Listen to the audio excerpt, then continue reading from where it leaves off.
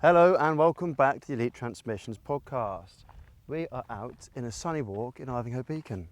In today's episode, we're going to be talking to you about how to deal with lazy bones, how to go to the gym, how to keep progressing towards your goals even when you don't feel like it. And we're all human. Lottie and I both have this. We deal with this with all of our clients. It's something that we have to learn to navigate in order to achieve what we want to achieve. Let's start with our own experiences. Lottie, when do you get lazy bone syndrome? Lazy bone syndrome. Lack of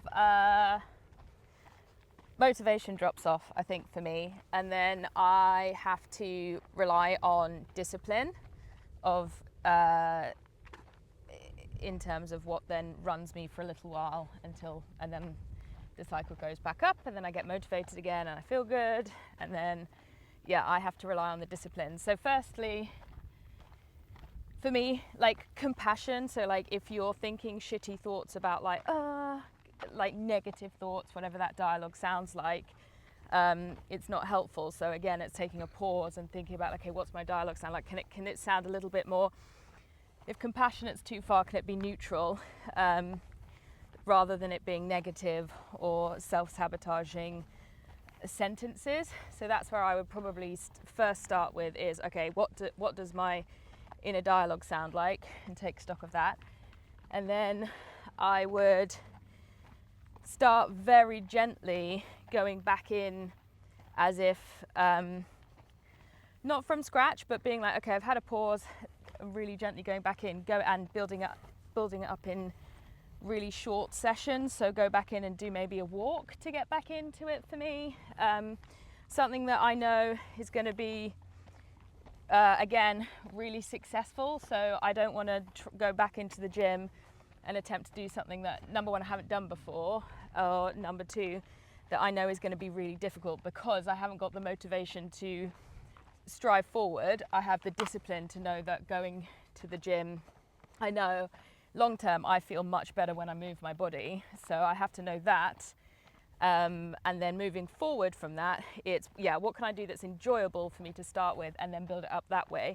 And then fairly quickly for me, the resilience of that fairly quickly for me builds back up again, and then I begin to enjoy it. So it's about pacing yourself and doing it in small sections. And again, if it's not going into the gym, can I really gently increase my steps outside, and just my general day-to-day movement, and rely on that discipline that knows, and again, we have to adult ourselves. I feel like it's like sometimes you have to be like, I know that's going to be good for me, and the future me is going to be like, that's moving you towards your goal. So we move away from our goal when we undo work or we do nothing at all. So just knowing, like for me, it's like, what's my future me going to thank me for moving, even if it's 5 minutes today, that moves me, that moves the needle towards what I want to be achieving, which is overall wellness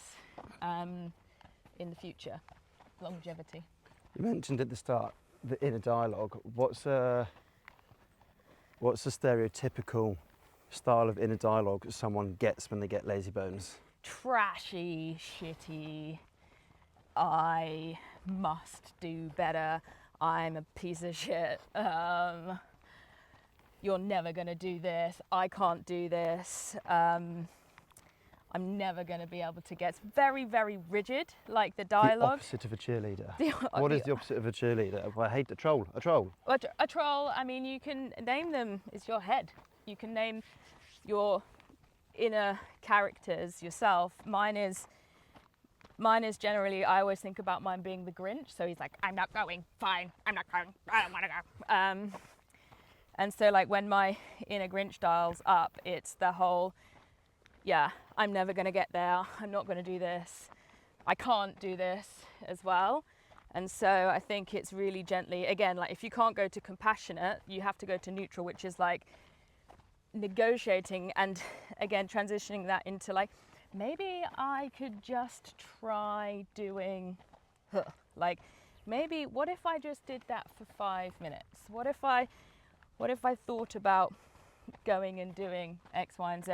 So it becomes neutral, then you can shift it into compassionate, which is understanding why the motivation has dropped off. And then if you can compassionately view yourself and your dialogue and the actions that you've taken that have caused that motivation, might be internal or external actions that have caused that motivation to drop off, then you can be compassionate about it, which sounds a bit more like understanding. I understand why this has dropped off, and how can I best support myself to move myself forward and to move myself towards what my specific goal is.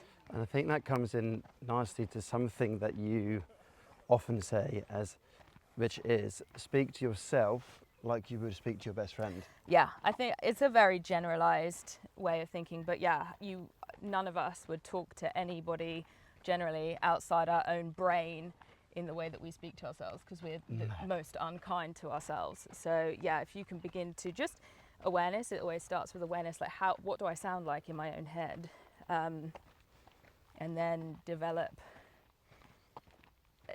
or transition that dialogue into it being something a little bit more neutral, and then we're working towards compassionate, kind, and then eventually getting to that stage where you can cheer yourself on even if you've lost motivation. So because jumping into something which, like, if the troll is there, if the gremlin is there, you know, with the name or whatever you want, but if they're there, jumping into being super compassionate all of a sudden is too far-fetched. it's too big as well, and if you haven't developed the brain, anything to do with the brain is a bit like going to the gym anyway. So if you're developing more compassionate language towards self, you have to flex the muscle of, I'm going to think more compassionately towards myself, and that has to go, you have to get the reps in before it becomes a natural way of thinking. So again, like neurons that fire together wire together, so you can begin to adapt the language and the way that you talk to self, but you have to get the reps in of repeatedly doing it, so then it becomes,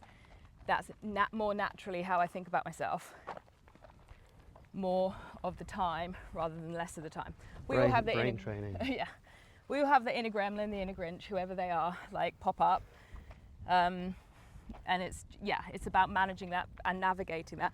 We used to do this thing called Confessions of a PT, which we'll get into at another point, but this feels like a confession Of a PT. of a PT. I once lost the motivation to train for well over a year, and since that was my job was to be, in a way, Mr. Motivator, Mr. Fit, and I felt like a complete fraud because I didn't enjoy it, I didn't do it, and it was not just a couple of weeks, it was about Solid a year. year. Yeah. But I still remained in relatively okay shape. I'm now puffed out of breath because I'm walking up a hill. But I had some non-negotiables. And I think that's another strategy, another tool which you can implement when motivation fades down. And like you said earlier, set the entry level to be low. The bar is real low. So it's so realistic for you to do. And you're just trying to snowball in a progressive direction. So I had non-negotiables. I would do some form of exercise in the gym. Even if that was 20 minutes, I would go in there and I'd do something. And a lot of the time that'd be exercising and chatting to people. So really not much, but it was something. And I would constantly hit my step target of 10k per day. So having non-negotiables is another really good tool which you can just fall back on. And if that's the absolute minimum, cool, great, you've done it, you've achieved something. And like you said again, it's just nudging it a little bit closer towards your goal. Or even if you go back even further, it's slowing the regression down.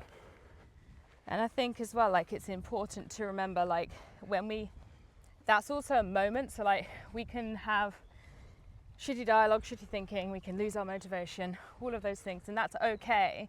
It's remembering, number one, everything is temporary and it will come back. And then number two, remembering like your why as to why you're training. So again, like, why am I why am I training? Do I want to be fit now? Do I want to be able to pick up my children, my grandchildren? Like, why am I working my body in the way I'm working?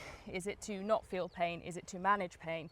And I think that's also super important when we have lost the motivation. It's also reminding ourselves of what was our core reason as to why we started the lifestyle and the active lifestyle in the first place. Because if you can remember that again, you can begin to sort of change gear into that more neutral thinking.